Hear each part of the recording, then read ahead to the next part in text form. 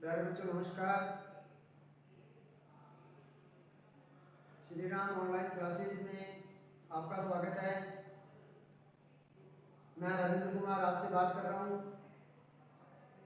हम बात कर रहे हैं 12th क्लास के हिस्ट्री के पहले चैप्टर की, जो अपने कई दिनों से वीडियो बनाते आ रहे हैं, इसके बारे में पढ़ रहे हैं।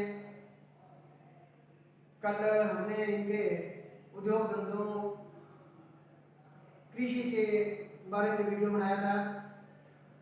आज हम इसके बात कर रहे हैं सामाजिक जीवन की प्रमुख विशेषताओं के बारे में कि सिंधु घाटी सभ्यता का सामाजिक जीवन कैसा था, समाज में कैसे रहा करते थे, उनका क्या स्थान था, कितने वर्ग हुआ करते थे, कौन सा पद प्रधान था, इन सबके बारे में आज के वीडियो में हम बात करेंगे। सिंधु घाटी सभ्यता के अवशेषों से जानकारी मिलती है कि सिंधु घाटी सभ्यता में जो भी अवशेष मिले हैं उन्हें उनसे हमें यह पता चलता है कि उस समय के समाज में शासक व महत्वपूर्ण कर्मचारी वर्ग कि उस समय में कौन कौन से वर्ग थे जिनके बारे में हमें बताया जा रहा है।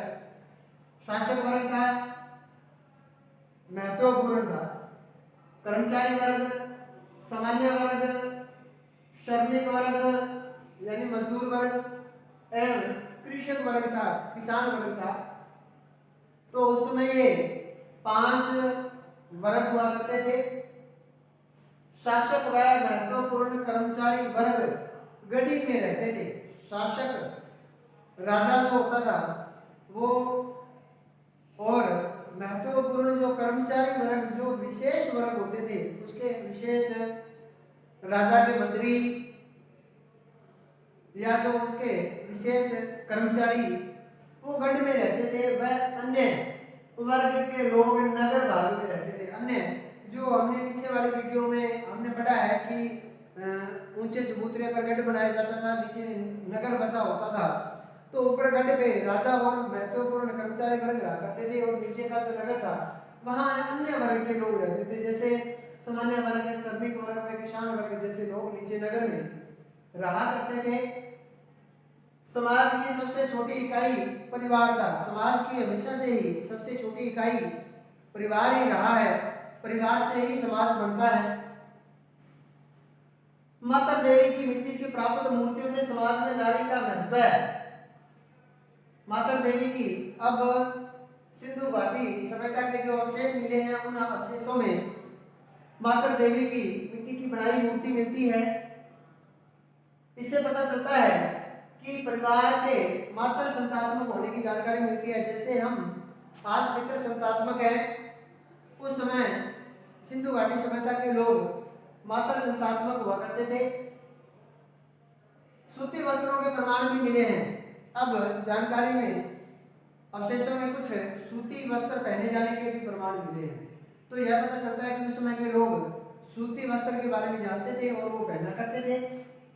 यहाँ के स्त्री व पुरुष दोनों ही आभूषण प्रेमी थे। स्त्री और पुरुष दोनों ही आभूषण पहना करते थे, जबकि आज आधुनिक युग में हम देखते हैं कि स्त्रियां ही आभूषण प्रेमी होती हैं, पुरुष बहुत ही कम आभूषण पहनते हैं।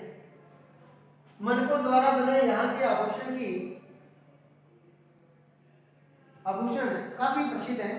मनकों के द्वारा जो आभूषण बनाए जाते थे, जिसको आज के समय में अपने नग बोलते हैं, तो उस समय मनकों से आभूषण बनाए जाते थे।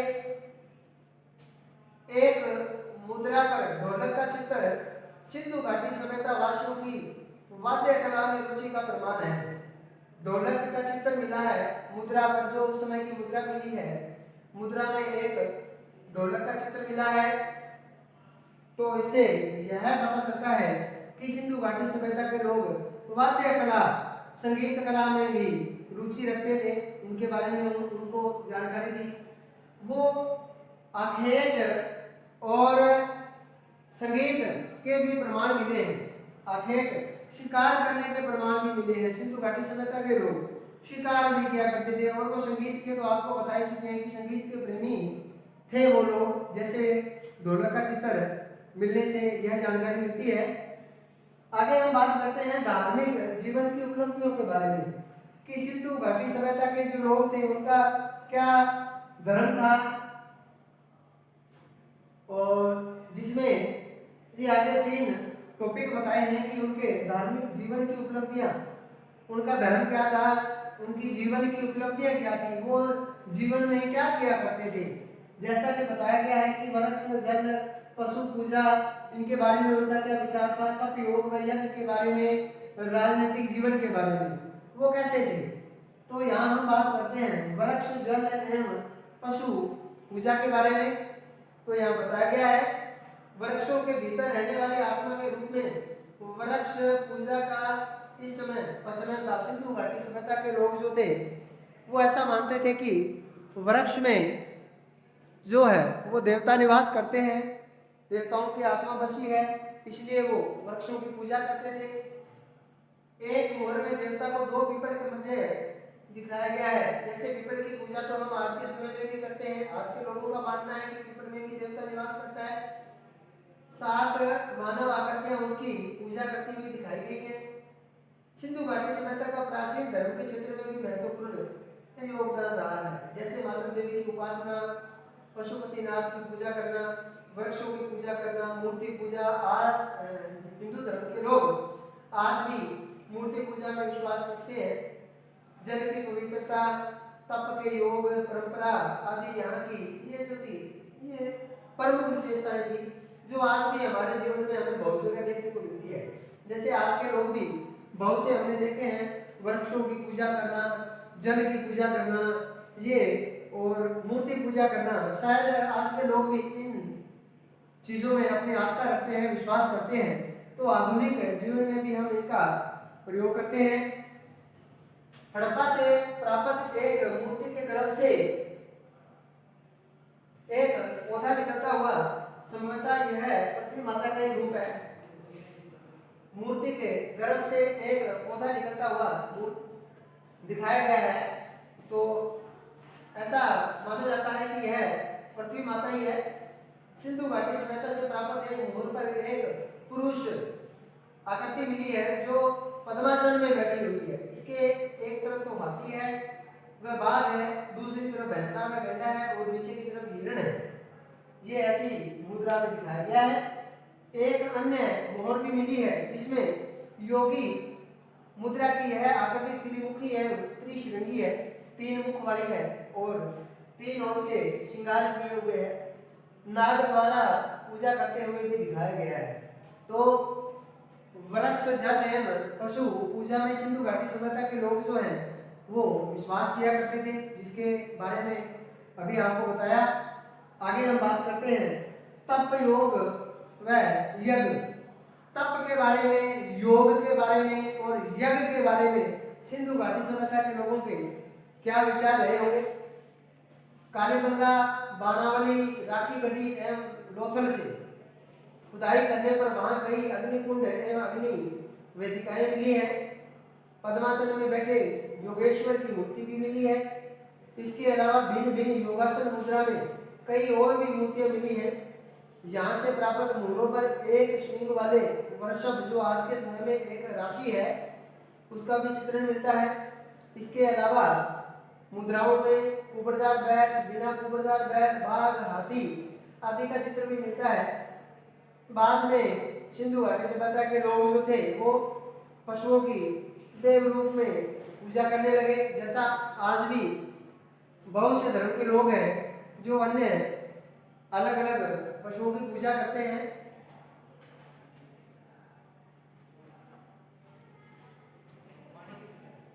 पशु देवताओं के वाहन के रूप में प्रसिद्ध हुए हैं। आज अपने देखते हैं आधुनिक युग में कि ऐसे बहुत सारे पशु हैं जो देवताओं के वाहन हैं। जैसे उदाहरण के लिए गणेश जी के वाहन है चूहा, युवराज का वाहन है भैंसा, शनिदेव का वाहन है कुत्ता। तो ऐसे अनेक देवताओं के वाहन हैं। मोहनजोदड़ो से प्राप्त विशाल स्नानागार इस सभ्यता की जल की पवित्रता है, स्नान ध्यान की परंपरा का भी प्रतीक है। वो जल को साफ सुथरा रखते थे, इसीलिए शायद वहाँ पर विशाल स्नानागार मिले हैं ताकि गंदगी ना हो। तो तप योग और यज्ञ के बारे में अभी हमने पढ़ा है कि वो तप भी किया करते थे, वो तप यज्ञ के बारे में भी उनको जानकारी थी। आगे हम बात करते हैं राजनीतिक जीवन के बारे में कि उस समय उनका राजनीतिक जीवन यानी उनकी राजनीतिक व्यवस्था कैसी थी। जैसे आधुनिक युग में हमारी राजनीतिक व्यवस्था है, तो उस समय उनकी राजनीतिक व्यवस्था कैसी रही होगी, इसके बारे में हम पढ़ते हैं। यद्यपि सिंधु घाटी सभ्यता की राजनीतिक व्यवस्था की पूरी जानकारी तो नहीं है। सिंधु घाटी वासियों की मूल रुचि जो थी वो व्यापार करने में थी। प्रशासन की दृष्टि से साम्राज्य के 4 बड़े केंद्र भी रहे होंगे व्यापार करने के केंद्र, हड़प्पा, मोहनजोदड़ो, कालीबंगा व लोथल। हड़प्पा, मोहनजोदड़ो, कालीबंगा व लोथल। सुव्यवस्थित नगर नियोजन था, स्वच्छता थी, जल संरक्षण आदि प्रतीकों से प्रतीत होता है कि पूर्ण एवं कुशल राज सत्ता नियंत्रण के प्रमाण मिलते हैं कि पूर्ण रूप से राज सत्ता थी, किसी का शासन था जिससे वहाँ इतनी अच्छी देखने को साफ सफाई, जल की व्यवस्था, जल संरक्षण वगैरह आदि देखने को मिलते हैं। अस्त्र शस्त्र अधिक संख्या में न मिलना, इससे यह जानकारी मिलती है कि यहाँ बड़ी शांति बनी हुई थी।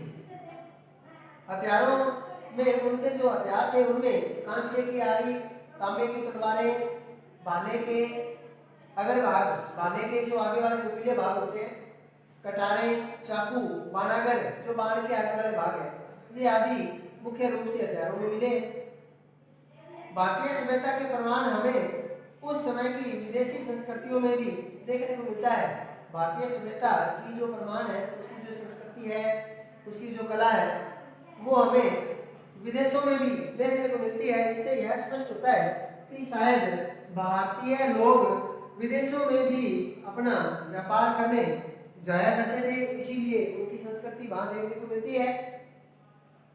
इनसे व्यापारिक संबंधों के साथ ही सांस्कृतिक संबंध भी थे दूसरे देशों के साथ। भारत की तरह क्रीट में भी मातृ पूजा का प्रचलन था। मोहनजोदड़ो में भेड़ की आकृति में दाढ़ी बताई है। सुमेर और बेबीलोन में बैलों में भी दाढ़ी बताई गई है, यानी इनकी दाढ़ी हुआ करती थी। हड़प्पा की तरह ही सुमेरवासी अपने केसों को फीते से बांधते थे। हड़प्पा सभ्यता के लोग जो थे वो अपने बालों को फीतों से बांध लिया करते थे। तो हड़प्पा में भी बांधते थे और हड़प्पा को देखा देख सुमेरवासी भी अपने बालों को बांधने लगे। हड़प्पा की तरह मिस्र की कब्रों से भी लघु मक्खी के आकार की गुड़ियां मिली है, तो इससे पता चलता है कि मिस्र वासी भी हड़प्पा सभ्यता से कहीं कहीं संबंध रखते थे। इस प्रकार हम कह सकते हैं कि हमारी सभ्यता व संस्कृति का प्रभाव बहुत ही प्राचीन काल में अन्य विश्व संस्कृतियों पर आधारित था। हमारी संस्कृतियां जो थी वो अन्य दूर दूर के देशों में भी फैली हुई थी, यानी हमारे उनसे व्यापारिक संबंध हुआ करते थे। आशा करता हूँ आज की वीडियो आपको पसंद आई होगी। वीडियो को पूरा देखें, इसको समझें और पूरा ध्यान दें। इन्हीं शब्दों के साथ जय हिंद।